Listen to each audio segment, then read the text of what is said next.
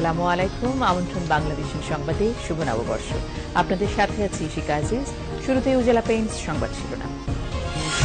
বাংলা নতুন বছরে জঙ্গিবাদ ও সাম্প্রদায়িকতা রুখতে সাংস্কৃতিক আন্দোলন বেগবান করার আহ্বান। রমনার বটমূল থেকে বর্ণাঢ্য মঙ্গল শোভাযাত্রায় দেশ ও জাতির মঙ্গল কামনা। পুরনো বছরের জঞ্জাল মুছে সমৃদ্ধ দেশ গড়ার আহ্বান প্রধানমন্ত্রী শেখ হাসিনার। গণভবনে সর্বস্তরের মানুষের সঙ্গে শুভেচ্ছা বিনিময়। সন্ত্রাস, জঙ্গিবাদ দমন ও দেশের উন্নয়নে নতুন বছরে জাতীয় ঐক্যের আহ্বান খালেদা জিয়ার। বললেন, প্রতিবেশী সহ সবাইকে বন্ধু হিসেবে দেখতে চায় মানুষ। গ্রামাঞ্চলে অনাড়ম্বর আয়োজনে পয়লা বৈশাখ উদযাপিত। পঞ্চগড়ে সীমান্তের কাঁটাতারের বেড়া ভিজল দুই বাংলার মানুষের চোখের জলে।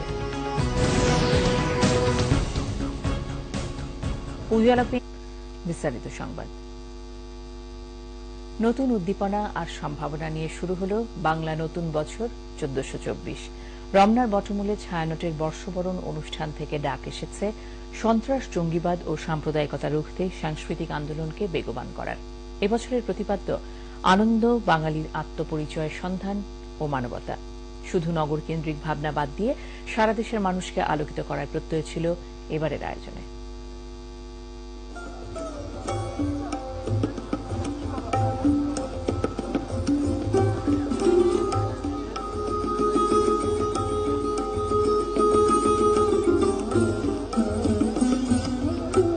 রবীন্দ্রনাথের আলোকের এই ঝর্ণাধারায় দিয়ে রমনার বটমূলে নতুন বছরকে স্বাগত জানায় ছায়ানট।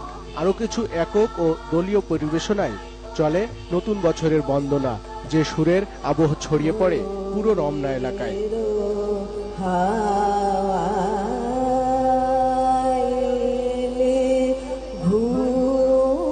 50তম আয়োজনে ছায়ানটের শিল্পীরা গেয়ে চলেন মানুষের জয়গান। রবীন্দ্রনাথ, কাজী নজরুল ইসলাম, অতুল প্রসাদ সেন, সলিল চৌধুরী কিংবা লালন শাহের অমর বাণীগুলো তাদের সুরে ভর করে যেন ভেসে যায় সারা দেশময়।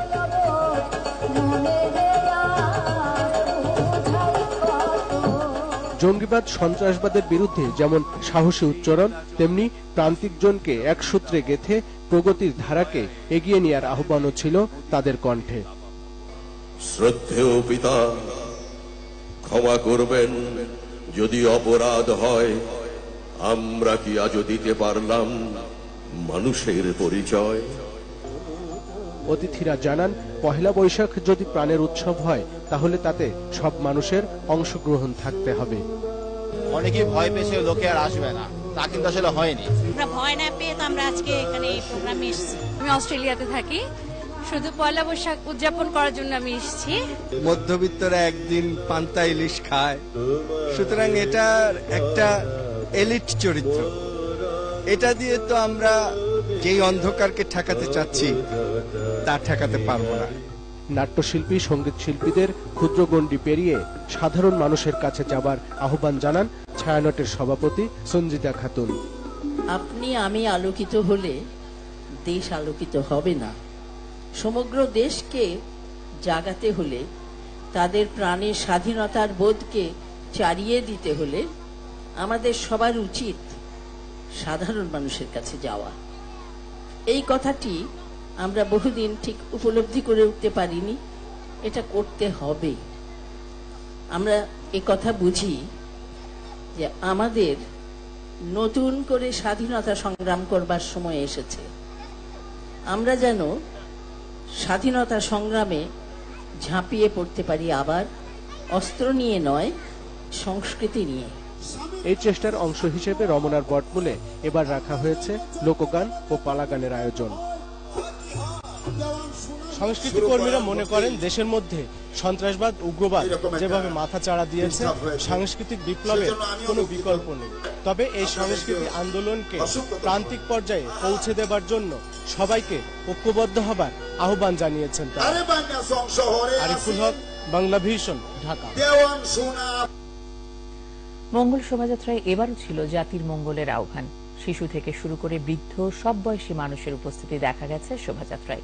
বৈশাখী এই আয়োজনে যোগ দিয়ে অনেকেই বলেছেন, বাঙালির প্রাণের এই উৎসব শেকড়কে স্মরণ করিয়ে দেয়। কেউ এসেছেন সন্তানদেরকে আবহমান বাংলার ঐতিহ্যের সাথে পরিচয় করিয়ে দিতে।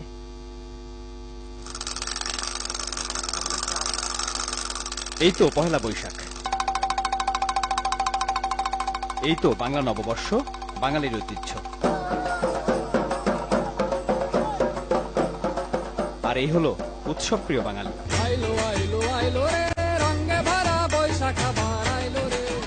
এই সব উপকরণ বর্ষবরণ আয়োজনকে দিয়েছে বাড়তি প্রাণ। নাগরিক ব্যস্ততায় যখন দম ফেলার অবসর নেই, তখন এমন উপলক্ষ সবাইকে এক করে। মিলন মেলায় পরিণত হয় সার্বজনীন এই উৎসব। সবাই মিলে একসঙ্গে যে আমরা এই অনুষ্ঠানটা এত সুন্দরভাবে পালন করতে পারছি, এজন্য খুবই ভালো লাগছে আমাদের। হাজবেন্ডকে নিয়ে প্রথম বৈশাখ উদযাপন, এটা বিয়ের পরে অসম্ভব ভালো লাগছে। একটু সুন্দরভাবে আসা হয় এবং এখানে আসলে এটাও দেখা যায় যে মানুষজন কিভাবে করে আসছে, অনেক রং দেখা যায়। আজকের দিনটা খুশি থাকা মিন্স সারা বছর খুশি থাকা, এরকম একটা চিন্তা ভাবনা। ছোট ছোট দলে কিংবা সপরিবারে সবারই গন্তব্য ঢাকা বিশ্ববিদ্যালয়ের চারুকলার সামনে, যেখানে অপেক্ষায় মঙ্গল শোভাযাত্রা। সকাল 9টার কিছু পরে শুরু হয় শোভাযাত্রা।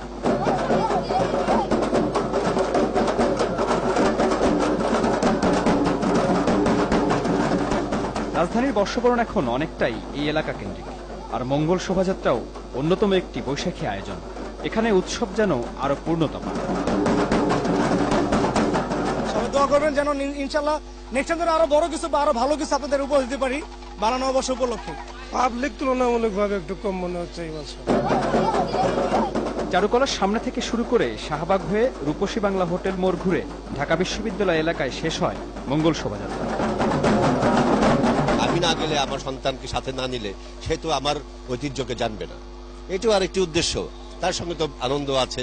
এখন যেটা হয় যে সবাই তো 31st নাইট নিয়ে অনেক বেশি উত্তেজিত থাকে এবং ওটাই বেশি পালন করতে চায়। তো নতুন জেনারেশন যাতে, মানে আমাদের জেনারেশনটা যাতে এই ঐতিহ্যটা ধরে রাখতে পারে, এজন্যই বাবা মার প্রচেষ্টা ছিল সবসময়। এর আগে একা ছিলাম, এখন বেবি, হাজবেন্ড, সংসার, ভালোই লাগছে, নতুন জীবন। তবে বাংলা নববর্ষ যেন শুধু উৎসব কেন্দ্রিক আবদ্ধ না থাকে, সেই চাওয়াটাও এখন সার্বজনীন। পহেলা বৈশাখ এলে অনেককে মনে করিয়ে দেয় বাঙালির ঐতিহ্যকে। তাই তো বাঙালি পোশাক, বাঙালি খাবার আর বাঙালি আনার নানা উপসর্গ দেখা যায় এই দিনটিতেই।